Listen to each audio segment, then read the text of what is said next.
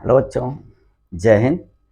आज हम मेरा सेशन होगा बच्चों, जो हम आपको पढ़ा रहे हैं वो यूनिट ऑफ कंसंट्रेशन है बच्चों, और वो टेम्परेचर डिपेंडेंट यूनिट चल रही है।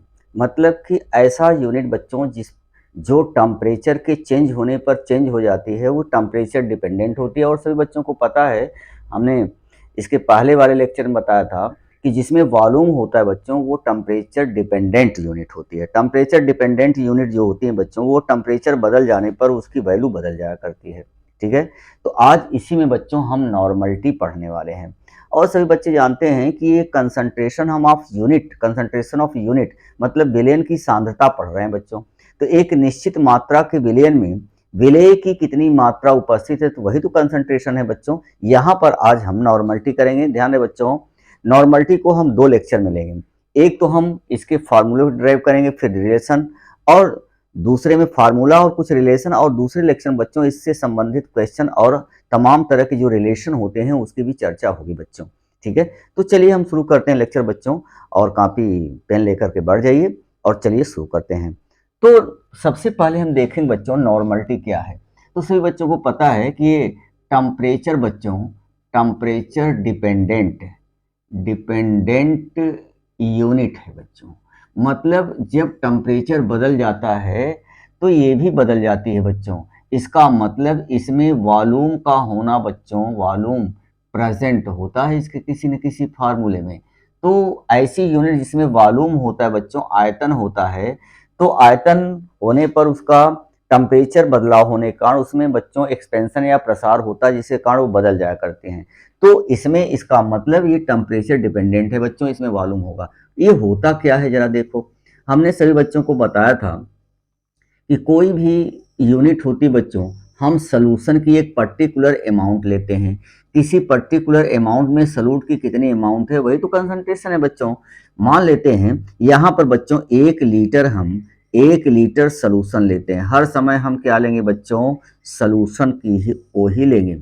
और इस 1 लीटर सॉल्यूशन में जो सॉल्यूट होगा बच्चों, जो कम मात्रा में, उसका ग्राम ग्राम इक्विवेलेंट घुला होता है। ग्राम तुल्यांक की संख्या, इक्विवेलेंट वेट घुला होता है बच्चों, जिसे हम एक्स कहते हैं।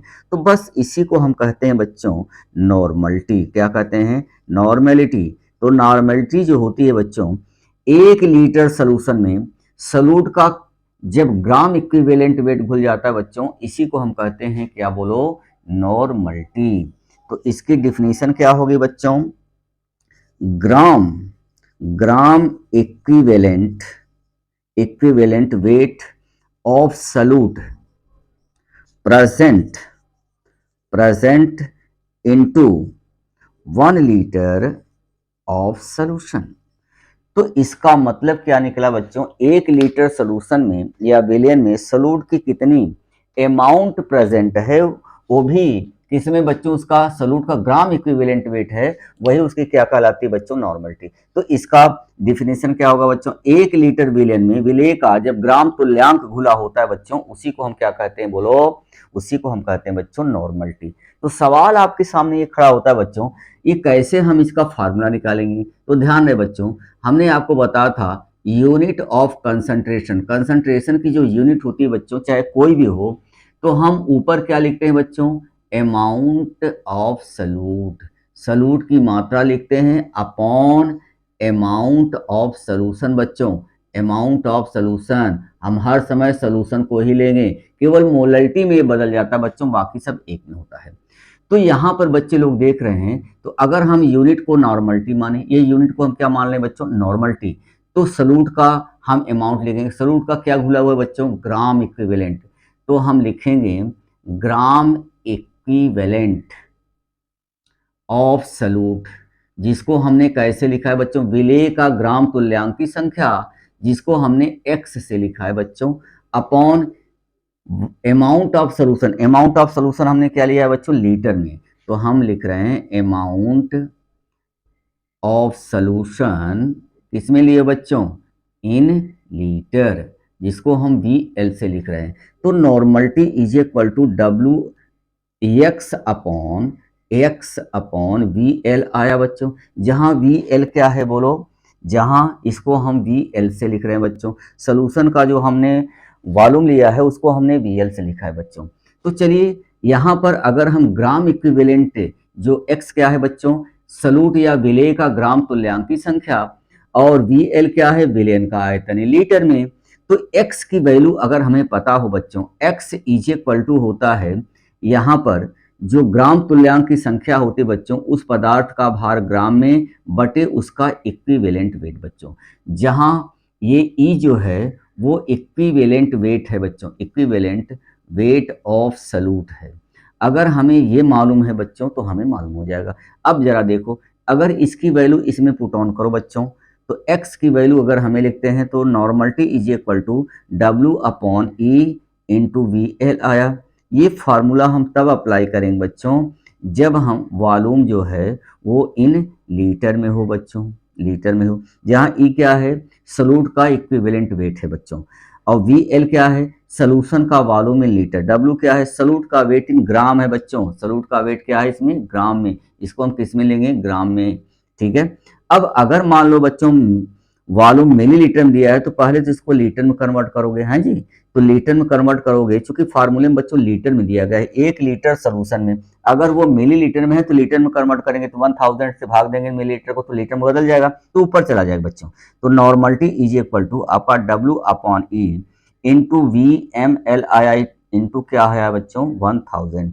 ये तब आता है बच्चों जब वॉल्यूम जो है, वॉल्यूम ऑफ सोल्यूशन, विलयन का जो आयतन होता है बच्चों इन मिलीलीटर में होता है, और ये जब होता है, जब ये लीटर में होता है, ये मिलीलीटर में होता है बच्चों। तो ये आपने देखा इसका फार्मूला।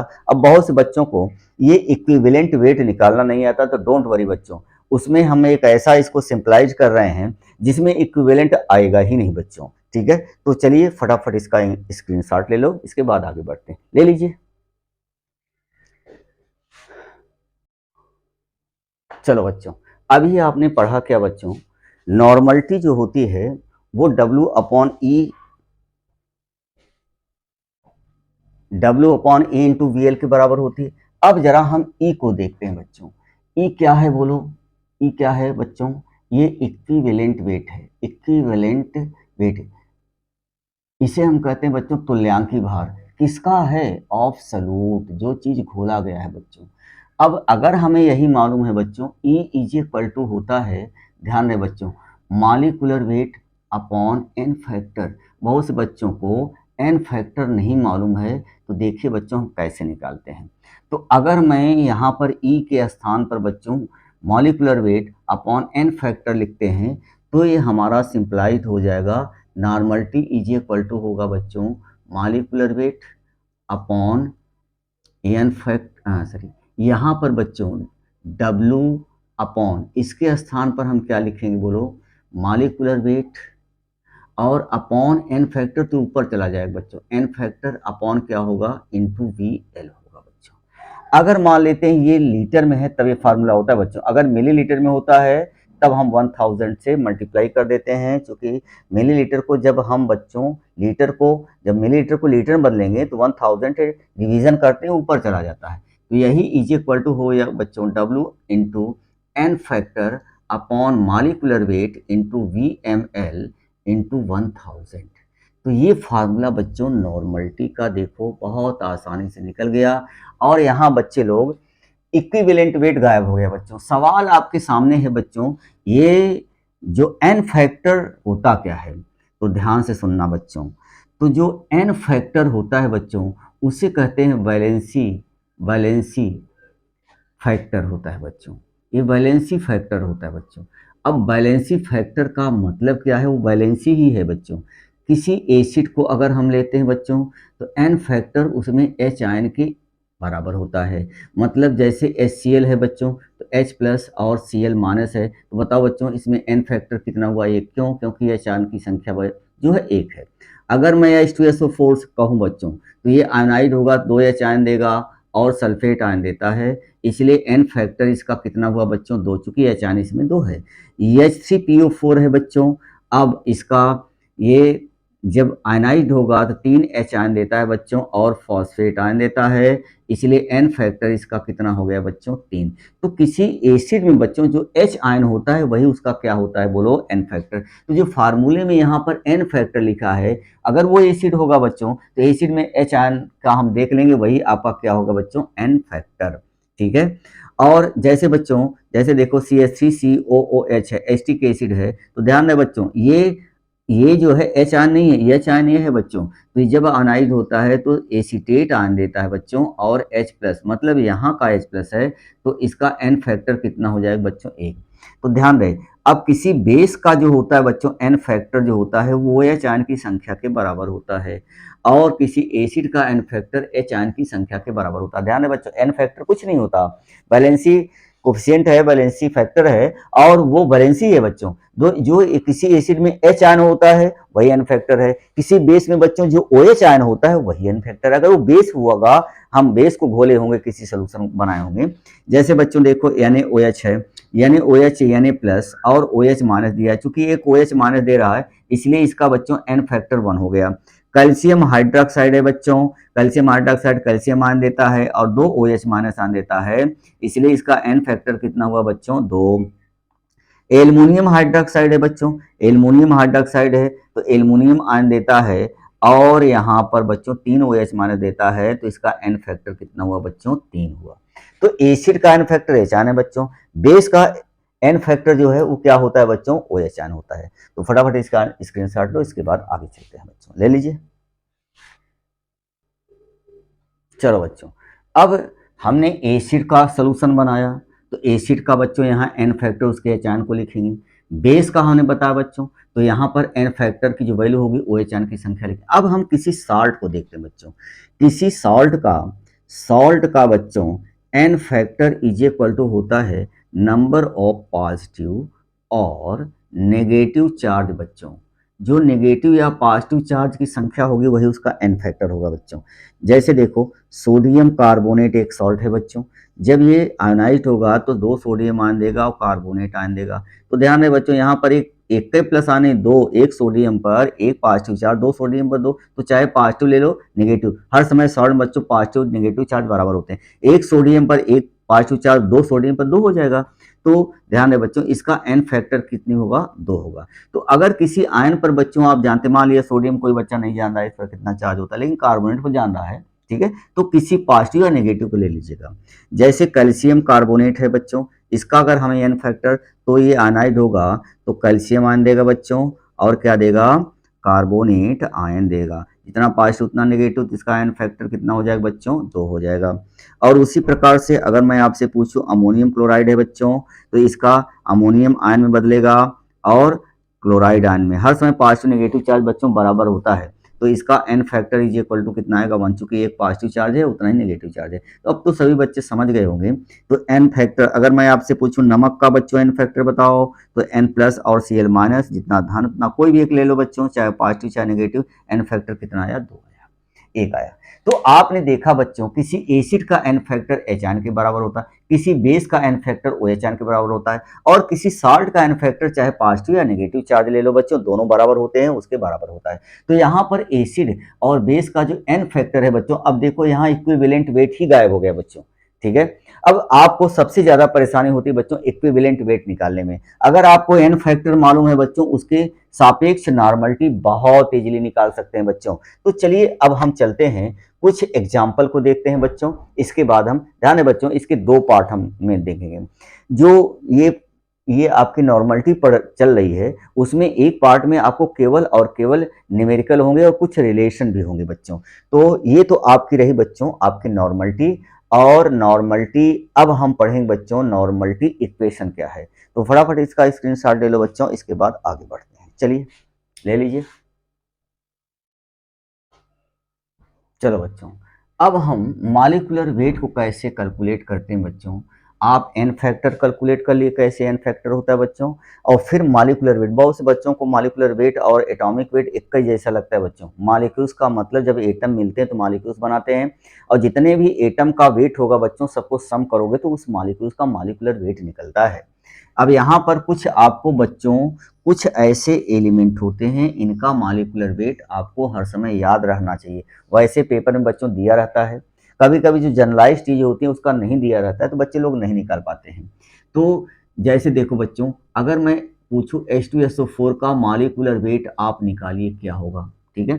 तो जितने भी एटम हैं बच्चों सबको जोड़ दोगे तो इस मॉलिक्यूल्स का वेट निकल जाएगा। अब देखो हाइड्रोजन के एक होता है बच्चों 2 है, तो 2 प्लस सल्फर का होता है बच्चों 32, सल्फर का जो होता है वो होता है 32, ठीक है। इसको याद रखना बच्चों। तो यहाँ पर 2 हो गया 32, और ऑक्सीजन का होता है बच्चों 16, तो 64 हो गया 64, और ये 98 आया बच्चों इसका मॉलिक्यूलर वेट। उसी प्रकार से HCl का अगर हम कहें बच्चों क्या होता है, तो ध्यान दें बच्चों, यहाँ HCl का हाइड्रोजन का कितना होगा 1, और प्लस अब क्लोरीन है, क्लोरीन का वेट जोड़ोगे बच्चों तो कितना आएगा 35.5, इज इक्वल टू क्या होगा बच्चों आपका 36.5 मॉलिक्यूलर वेट आया। उसी प्रकार से Na2CO3 का अगर लिखोगे बच्चों तो सोडियम का होता है 23, देख रहे हो ना 23, तो 2 है बच्चों तो 46 हो गया, और प्लस कार्बन का देखो बच्चों 12, और ऑक्सीजन का 48 हो गया, 16 3 48, तो ये आया बच्चों 106 आया। कैल्शियम कार्बोनेट का अगर हम आपके पूछे बच्चों मॉलिक्यूलर वेट कितना है, तो कैल्शियम का बच्चों ध्यान रहे 40 होता है। कैल्शियम का कितना होता है बोलो 40, तो कैल्शियम का हो गया बच्चों 40 प्लस कार्बन का 12 और 48 इज इक्वल टू आया बच्चों 100। तो आपने देखा इस तरह से बच्चों ये आपका क्या निकला है बोलो मॉलिक्यूलर वेट निकला है बच्चों। तो ध्यान रहे मॉलिक्यूलर वेट क्वेश्चन में नहीं दिया रहता है बच्चों, आपको निकालना पड़ता है, आई बात समझ में। तो यहाँ पर मॉलिक्यूलर वेट भी निकालना हम सीख गए बच्चों, एन फैक्टर भी निकालना सीख गए, ठीक है। अब हम पढ़ने वाले हैं बच्चों कि जैसे कुछ क्वेश्चन लेते हैं, जरा देखिए बच्चों। तो चलिए इसका स्क्रीनशॉट ले लो फटाफट, इसके बाद आगे बढ़ते हैं, ले लीजिए। चलो बच्चों, एक क्वेश्चन है बच्चों, 7 ग्राम H2SO4 present in 250 millilitre solution, find out normality of the solution बच्चों। तो सभी बच्चे देख रहे हैं यहाँ पर वॉल्यूम सोल्यूशन का मिलीलीटर में है बच्चों, तो हम फार्मूला यूज करेंगे normality is equal to W/m0 into VmL बच्चों इंटू एन फैक्टर इंटू 1000, इसी का तो हम करेंगे बच्चों ये वाला फार्मूला। अब जरा देखो बच्चों, ये आपका H2SO4 है, तो बताओ बच्चों इसका एन फैक्टर कितना है बोलो। एच आयन कितने बच्चों, एसिड है, एच आयन की संख्या 2 है। अब मॉलिक्यूलर वेट अभी बच्चे लोग निकाले हैं, m0 की वैल्यू निकालो बच्चों। अब 2 हाइड्रोजन के होता 2 प्लस 32, और फिर इसके बाद आपका 64 इज इक्वल टू 98 हो गया बच्चों। अब आपको सब कुछ आ गया। VmL दिया है बच्चों कितना है 250 मिलीलीटर, और W का मान दिया है बच्चों 7 ग्राम, तो यहाँ पर W इज इक्वल टू 7 ग्राम दिया है बच्चों। तो बस आपको इसमें पुट ऑन कर लेना है। तो नॉर्मलिटी इज इक्वल टू बच्चों 7 इंटू एन फैक्टर कितना है 2, 1000 अपॉन बच्चों मॉलिक्यूलर वेट कितना है 98 इंटू बच्चों आपका वॉल्यूम मिलीलीटर में दिया गया है, तो मिलीलीटर में कितना है 250 है बच्चों, ये कट जाएगा, और ये आएगा बच्चों 4 आ गया। तो यहाँ पर आपका ये 2 से काट दो बच्चों 49, और ये 2 कट गया, ठीक है। और यहाँ पर आपका 7 और 7, तो आया बच्चों आपका 4/7, इतना n आया बच्चों। ये देखो इतना n आपकी क्या आई बच्चों नॉर्मलिटी। अब इसको कैलकुलेट करके लिख लीजिएगा, इसमें बहुत सरल है बच्चों, आपको कुछ भी नहीं करना, बहुत ही इजी होता है। जैसे अगर मैं आपसे कहूँ बच्चों एक क्वेश्चन और देख लीजिए, जैसे मैं कहूँ 10 ग्राम बच्चों 10 ग्राम कैल्शियम कार्बोनेट प्रेजेंट है बच्चों, प्रेजेंट इनटू 500 मिलीलीटर सोल्यूशन। अगर हम आपसे कहूँ बच्चों कि 10 ग्राम कैल्शियम कार्बोनेट इसमें 500 मिलीलीटर सोल्यूशन में, तो इसकी नॉर्मलिटी क्या होगी बच्चों। अब नॉर्मलिटी का कैलकुलेशन करना है, तो चलिए हम करते हैं बच्चों नॉर्मलिटी का कैलकुलेशन। तो सबसे पहले तो कैल्शियम कार्बोनेट है बच्चों, तो कैल्शियम कार्बोनेट में कैल्शियम आयन है बच्चों और कार्बोनेट आयन है, तो इसका n फैक्टर 2 हो जाएगा, क्योंकि जितना पॉजिटिव चार्ज है बच्चों उतना नेगेटिव चार्ज। अब इसका मॉलिक्यूलर वेट निकालो बच्चों, ये कैल्शियम का 40 और 12 और 48 इज इक्वल टू आया बच्चों 100 मॉलिक्यूलर वेट आया। अब इसका वेट दिया है बच्चों कितना है बच्चों 10 ग्राम, तो ये है आपका 10 ग्राम, ठीक है। और वॉल्यूम भी दिया है बच्चों 500 मिलीलीटर, तो VmL में दिया है बच्चों 500 मिलीलीटर। आपको कुछ करना ही नहीं बच्चों, बस फार्मूले में रख देना है। तो नॉर्मलिटी इज इक्वल टू आपका क्या होता है बच्चों NW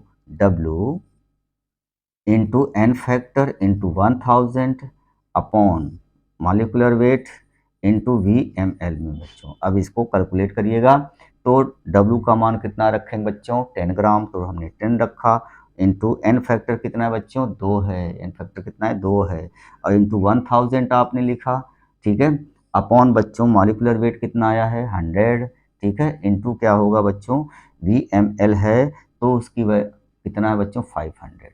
ये देखो, अब इसको कैलकुलेट करिएगा, बहुत ईजी है बच्चों, आपको आ जाएगा। तो ये बहुत ईजी होता है बच्चों, ठीक है। तो यहाँ पर नॉर्मलिटी आज हमने देखा बच्चों, चूंकि सभी बच्चे देख रहे हैं, इसमें वॉल्यूम है बच्चों, ये देखो वॉल्यूम है, इसलिए टेम्परेचर डिपेंडेंट क्वांटिटी है। अब हम पढ़ेंगे बच्चों ये नॉर्मलिटी इक्वेशन क्या होता है, उसको जरा देखते हैं। तो फटाफट इसका स्क्रीनशॉट ले लो, इसके बाद आगे देते हैं, चलिए ले लो। चलो बच्चों, एक होता है बच्चों नॉर्मलिटी इक्वेशन। ये नॉर्मलिटी इक्वेशन क्या होता है, सबसे पहले तो हम इसको देखेंगे बच्चों, फिर देखेंगे। ध्यान दें बच्चों, एक जनरलाइज चीज है, अब आपने फर्स्ट ईयर पढ़ा होगा, जब भी एसिड और बेस आपस में रिएक्शन करते हैं बच्चों, साल्ट और वाटर बनाते हैं, तो सभी बच्चों को पता है, और इसी को कहते हैं बच्चों न्यूट्रलाइजेशन, उदासीनीकरण। तो अगर आपसे कोई पूछे उदासीनीकरण या न्यूट्रलाइजेशन क्या है बच्चों, तो जब एसिड किसी बेस से रिएक्शन करता है, साल्ट और वाटर बनाता है, इसी को कहते हैं बच्चों न्यूट्रलाइजेशन, ठीक है। और ये वॉल्यूमेट्रिक एनालिसिस का इक्वेशन है बच्चों, जब भी कोई एसिड किसी बेस रिएक्शन करता है बच्चों, तो इसका कुछ ना कुछ कंसंट्रेशन होगा। मान लेते हैं इसकी कंसंट्रेशन N1, नॉर्मलिटी N1 है, तो कुछ ना कुछ तो वॉल्यूम भी तो लिए होंगे बच्चों, मान लेते हैं V1 है। अब बेस का है तो इसका भी कुछ ना कुछ वॉल्यूम होगा, मान लेते हैं V2 है बच्चों, N2 है नॉर्मलिटी, और वॉल्यूम इसका आपका V2 है। तो नॉर्मलिटी एक होता है बच्चों आपका मिली इक्विवेलेंट।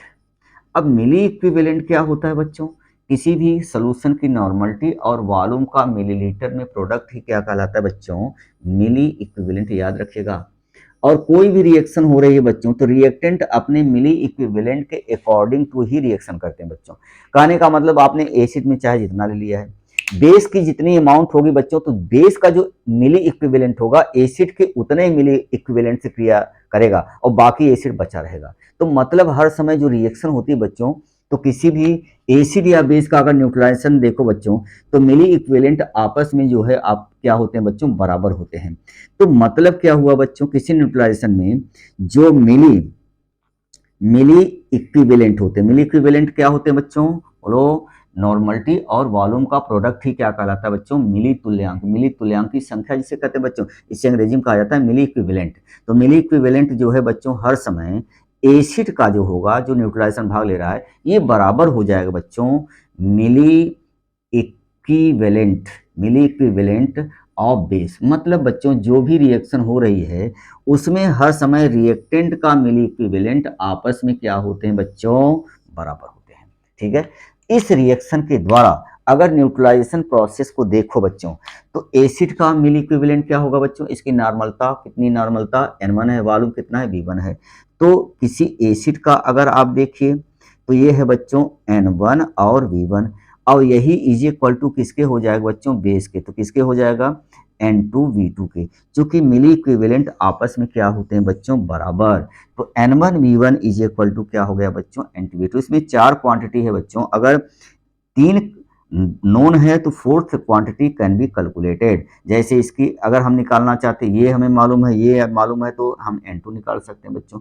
बस इसी को कहते हैं बच्चों हम नॉर्मलिटी नॉर्मेलिटी इक्वेशन है बच्चों।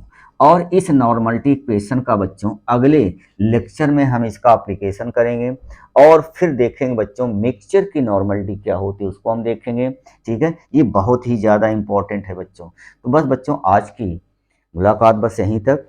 और अगर आपको अच्छा लगा है बच्चों तो आप मैसेज में करिएगा, और अगर किसी बच्चे को कोई भी प्रॉब्लम हो रही है तो उसको आप मैसेज बॉक्स में रखिएगा बच्चों, मैं उसका सलूशन अगले वीडियो में ज़रूर करूँगा। तो बस बच्चों आज की मुलाकात यहीं तक। जय हिंद।